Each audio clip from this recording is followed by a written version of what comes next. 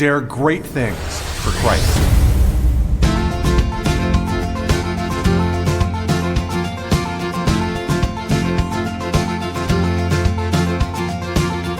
Christ calls us to dare great things.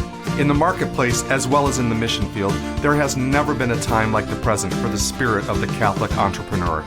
Now is the time for men and women of great courage and great vision to engage our church and our culture. Now is the time to dare great things.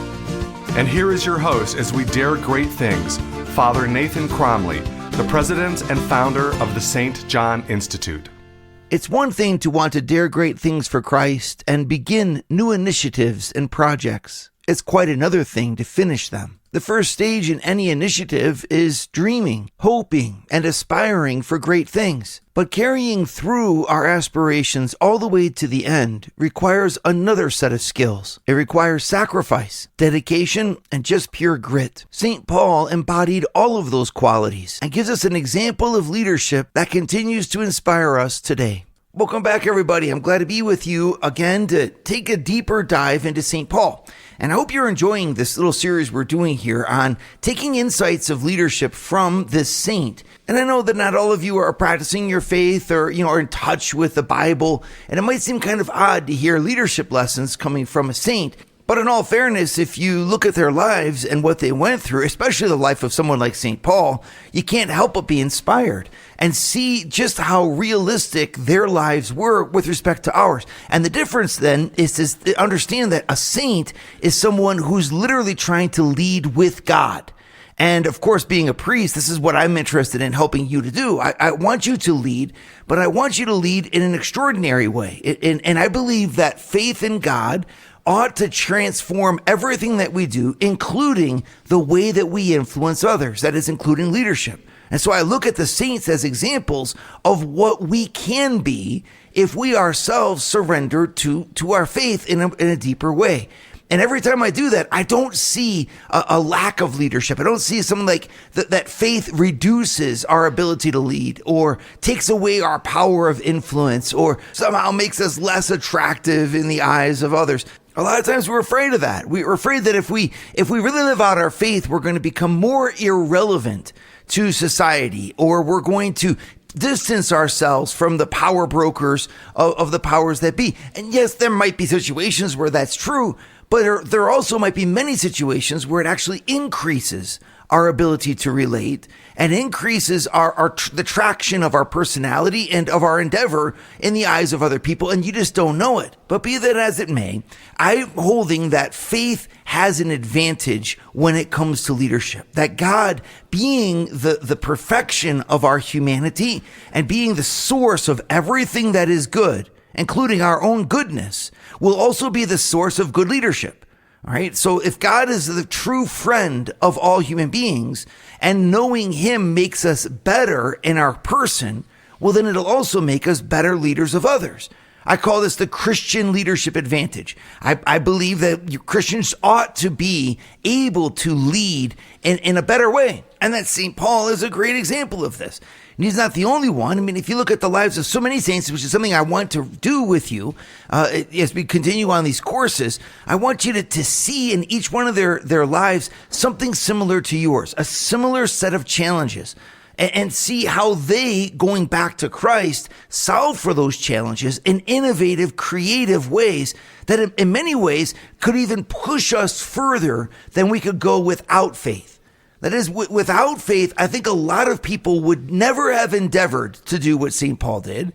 And then without faith, I think a lot of people would have stopped a lot sooner than St. Paul would have stopped. And not just St. Paul, but many other saints. That Christ pushes humanity, stretches humanity further than we could go on our own, because all of our endeavors are rooted in a deep sense of motivation. And Christ reaches deeper into our motivation and motivates us more profoundly and more extensively and more intensely than any other energy could, any other motive could, any other desire could, because he's God. And that means that a Christian really who surrenders to Christ ought to become a model for leadership. And I think we can find this in 5 categories. Okay, so if you look at what a leader has to do, it falls into 5 different zones. You need to, number one, come up with great ideas, be a visionary. And if you look at the life of St. Paul, look at how visionary he is. He's literally going where there is no church and where there has never been a church and where no one has ever even heard about the church, and finding a way to plant the church there. And to do it in a way that respects, well, the local people, their local way of thinking. He has to speak their language, understand their examples, connect with them in their way, and leave behind a community of believers in that local culture that holds a universal faith. Man, that's pretty darn visionary. You got to hand it to the guy. And he's able to go where there's never been anything before him and find a way to go from 0 to 1.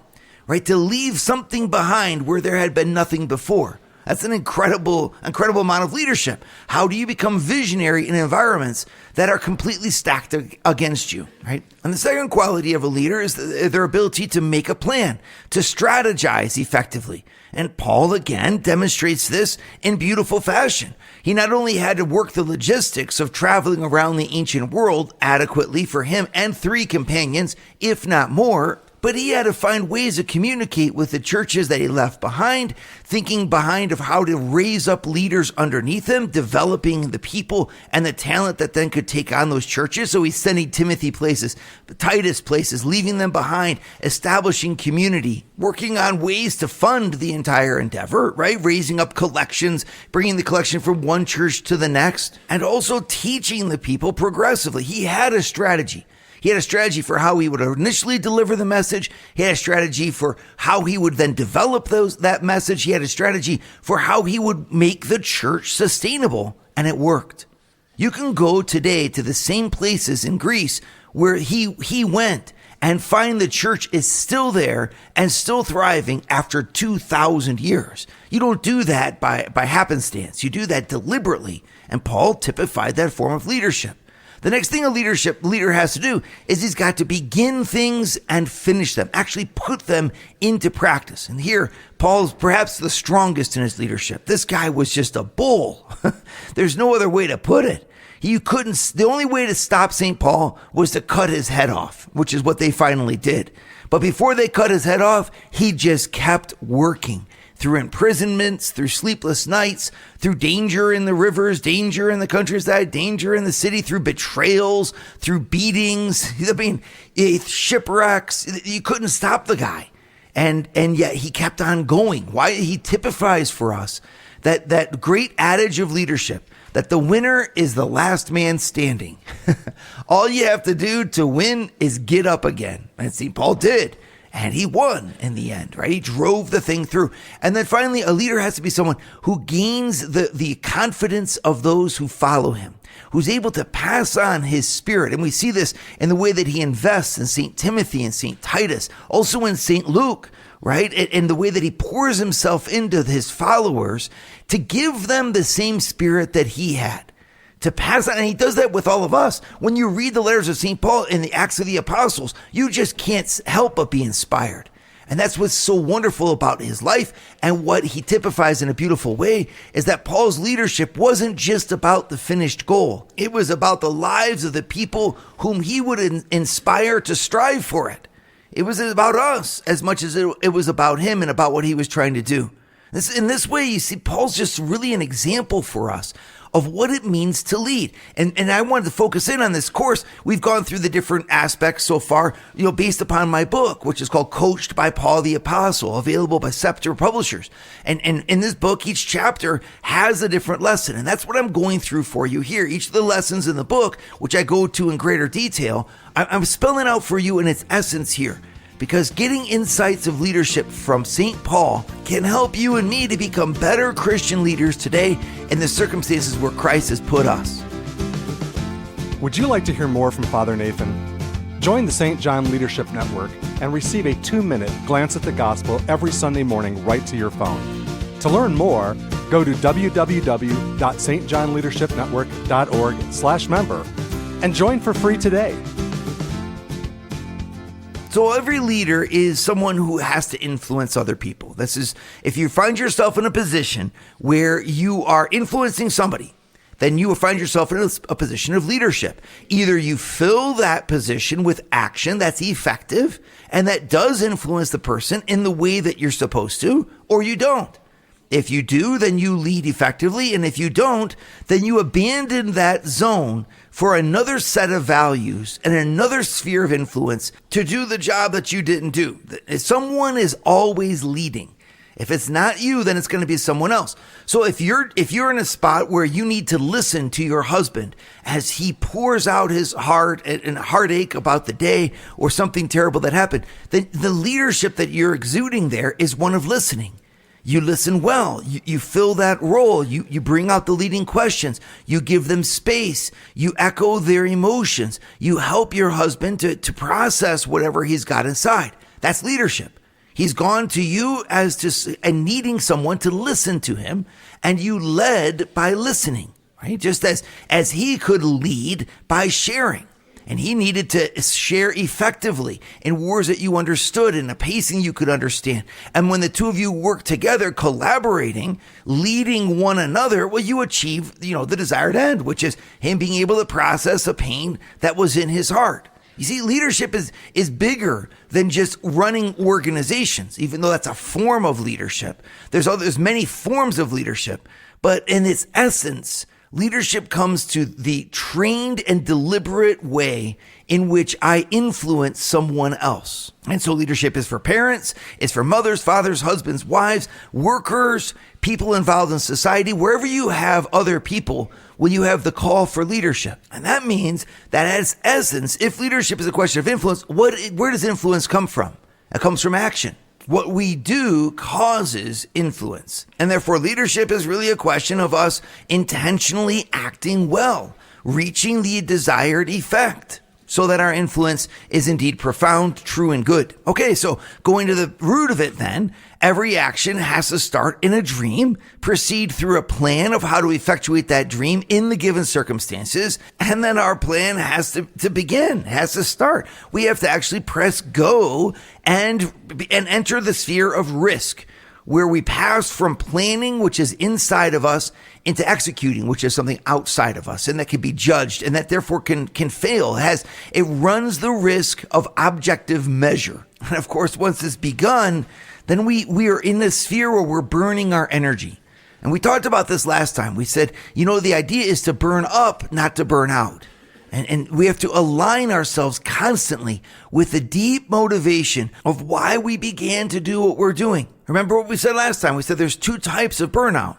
Right? You have a physiological burnout, which has its own set of laws and conditions and is very real and you have to be careful for. Right? Your energy just dries up and your body literally shuts down. And that's, of course, something we want to avoid. But I'm not speaking of that specifically here. I'm speaking about a spiritual burnout. And a spiritual burnout, it's where your present state of energy and expenditure and effort loses its focus, loses its sense of origin. Why am I doing what I'm doing? You're no longer aligning your present with your past, right? I began to do this endeavor for a goal. And then as I do it, I can just get lost in the grind of the daily tasks I have to do, which are just one after the next, after the next, after the next. And I can totally forget why I'm doing it to begin with. And that, of course, leads us to stop our action. We get lost. And getting lost, we stop what we're doing. And as soon as you stop, well, then the influence that you originally began to create and originally started this in order to deliver, well, it's no longer delivered. And you have a leadership vacuum, right? So think about a marriage. It's oftentimes the case. You fall in love, you go through your first 10 years of marriage, and at year 10, year 12, you find yourself going through the paces, doing what you have to do, but no longer really understanding who is this person and what does love look like, right? You have to go back oftentimes, going on a retreat, going to a program that can help you give that time and energy to reconnect. You don't want to lose what the Bible calls your first love. That comes from the book of Revelation, right? You don't want to lose your first love, that original springtime, right, of love that keeps your present of effort aligned with the past of your dreams, okay? But there's more to carrying through an endeavor than just aligning your present with your past. It's also aligning your present with your future. And I talk about this in chapter 8 of my book, Coached by Paul the Apostle, which is out by Scepter Publishers. In chapter 8, I get in touch with the fact that our leadership costs us something that we never get back. It's one of the things that is least appreciated about those who endeavor great things.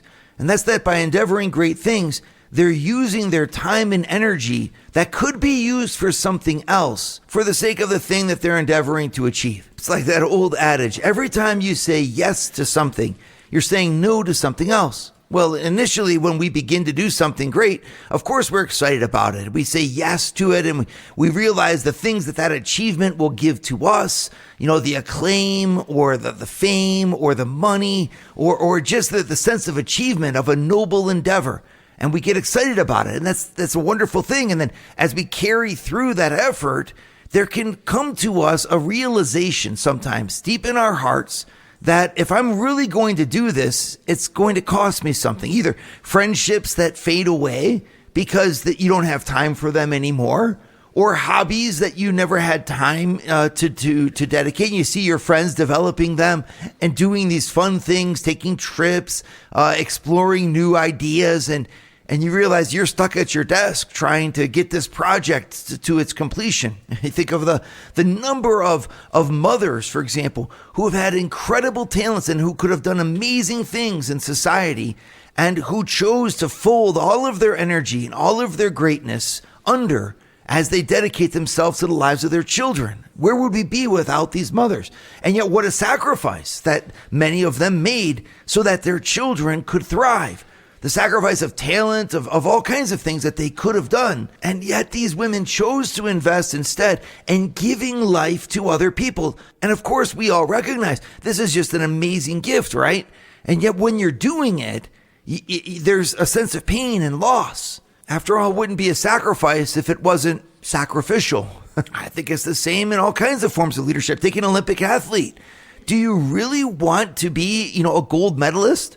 If you do, you're going to be very little else. For years of your life, you need to dedicate yourself to that one thing, that one aspiration. And there are many, many more people who decide not to do it than those who decide to do it, because the sacrifice in most cases is simply not worth it. You see, and that's what I want us to think through. When we are endeavoring something, there is going to be a price to pay for it. Even our Lord Jesus Christ, in order to save us from our sins, died upon the cross. He also lived what we leaders, all leaders, have to live. And that is, in order to achieve a goal, you have to be ready to pay the price. And I think there's a secret to being able to do that, to keeping your eyes on the prize in a way that allows the real difficulties and challenges that we face, the suffering that we endure in our endeavor to, in the end, motivate us to go the distance, to go all the way, to finish the race. And this is what St. Paul, of course, teaches us as well. Would you like to start your Thursday mornings with a scriptural leadership lesson? Join the St. John Leadership Network, where Father Nathan hosts a 30-minute call at 6:30 a.m. in all 4 U.S. time zones. To learn more, go to www.stjohnleadershipnetwork.org/member and join for free today. I remember one time meeting a businessman who had wanted to be a billionaire and then changed his mind. And I asked, well, why? What would change your mind? I mean, what could possibly be wrong with being a billionaire? That sounds like an amazing achievement. And think of all the things that you could do. It's kind of the epitome of success. And the man said, well, what changed my mind was a conversation I had with a real billionaire. He had met this man in a restaurant. He knew how wealthy he was, and he had asked him for an appointment with him. And the man said, sure, he'd meet with him for 15 minutes and talk with him about whatever he wanted. And so this businessman friend of mine went to see him and asked him a question: how do I become a billionaire? And the man said, well, let me show you something. And he took him to the window, and they looked out over the square, looking down at a square full of people milling around in a big city. And he said, now tell me, my friend, how many of these people do you suppose want to be billionaires? And my friend responded to him, well, basically everybody. I mean, like, who wouldn't want to be a billionaire? And the billionaire corrected him, saying, you know what? No, that's actually not the case. None of these people want to be a billionaire. Let me explain. If you want to be a billionaire, you've got to be ready to pay the price of the ticket. Nothing in life is free. And if you really want to be a billionaire, you're going to have to pay the price to get there. And it was then that my friend, reflecting on this, was able to, put it together and understand that this man in front of him had very, very few children, had gone through several different marriages, had spent the vast majority of his time and energy amassing the wealth that he had earned. And although he was a billionaire now in his 70s, he had lost many things in order to get where he was standing today. He had been willing to pay the price of the ticket. And you got to ask yourself the question, is it worth it? Where are your values really at? What is the end goal you're trying to achieve? And is it worth the effort that you're putting into it now? In a saintly leadership, in the way that Jesus wants us to lead, the journey is the gift. You see, it's not just like I've got to pay a price here of very valuable things in order to attain something that I want. Because from the Christian point of view, we got to remember everything is going to fade. All of the things that we've achieved in our lives are really dust in the wind in the end. If you're smart about it, you understand that this life here below is not the be all and end all of our existence. In fact, it's just the beginning of a life that never ends. And so we put our treasures in heaven. And having that perspective, we labor on this earth for a good that will not pass away. And therefore there are certain things in life that are simply more important and not that we should never be willing to compromise, which namely our family, our children, our relationships with one another, the dignity of our souls and of our personhood. These are things of the soul. These are things that don't pass away. These are things that expand in eternal life. And so it'd be really foolish for us to forego those things in order to attain something that in the end won't last beyond our lifetime or the thrill of our enjoyment of it. Now, there is a way to align the two. And that's, of course, the Christian genius of the Christian organizational leader or the Christian societal leader. If you're engaged in society, of course, you're in trying to build a new bridge or make a new product or build a new business. And that's a great thing. Even though we know that in the end, these things are transitory, it's our vocation to enter into those things as lay people and to infuse them with the values of the kingdom. We need to be like salt in the meat, like leaven in the dough, right? We need to enter into where Christ has sent us, which are the transitory material things of this world. So I'm not saying to not engage in those things, but instead to engage in them with soul, with this deep sense of purpose. And that means to look at the price that we're paying as not just something requisite in order for us to attain a passing goal, but instead as the gift wherein we meet Jesus himself. We work and labor in a different kind of way than those who don't have faith. They work and labor in a sacrificial way for a crown that is perishing, says St. Paul. But we work and labor with Jesus for a crown that doesn't perish, meaning that we put a love in what we do that transcends the goal that we're trying to achieve by doing it.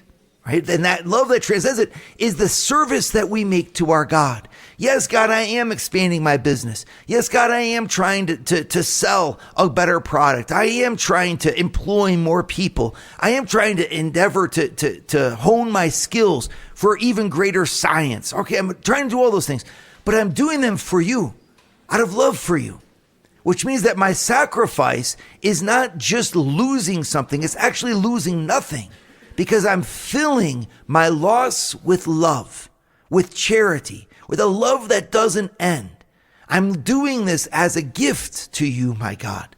And therefore, I'm achieving my goal even before I achieve it. I'm achieving my goal in striving for it. The journey is the gift.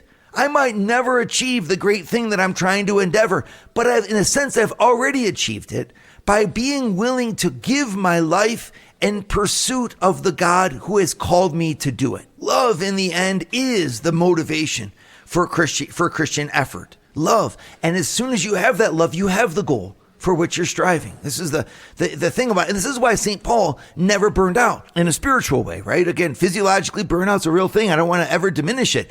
But why didn't he ever stop? I mean, look at what he gave up for Christ. He was celibate.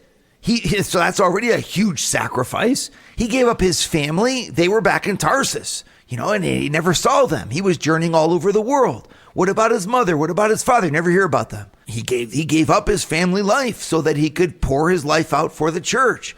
He gave up his bodily health as he was beaten repeatedly. He gave up his friendship as he spent years in prison. I mean, if you look at all the sacrifices Paul made, it's immense. Even the sacrifice of having a rhythm of life, of letting something flourish, of nourishing himself. He was on the road constantly. I mean, every 6 months he's in another town. He's going from place to place. Something over 40 cities he visited in 40 years. Okay, so if you think about that, that's a city every year at the minimum. And those are just the ones that are listed. And that's all sacrifice. Why didn't Paul burn out? What motivated that incredible drive within him? It wasn't just what he was doing. It was the one for whom he was doing it. He was working in a transitional world of things that will fade, and he was working there with a love that never fades, the eternal love of God in his soul. He had his eyes in heaven even while his feet were on the earth. And this is the example. This is what is so astounding to us in our leadership. Remember why you're doing what you're doing. And it's never just the practical end of your activity. If it is, well, your leadership is too shallow. We're called to not be shallow leaders. We're called to be leaders with depth. And that means to bring the real reason for what we're doing into everything that we do. And when we do that, we start to embrace the journey, embrace the process, embrace the cross, just as our Lord did with a view to his resurrection. So too we embrace the sacrifice with a view to making known in this world a love that the world could never contain, the love of a God who died to save it. Dare great things for Christ. Share your feedback with Father Nathan. Send us an email at communications@stjohninstitute.org. That's communications@stjohninstitute.org. And visit www.stjohninstitute.org and sign up for our newsletter to receive updates from Father Nathan.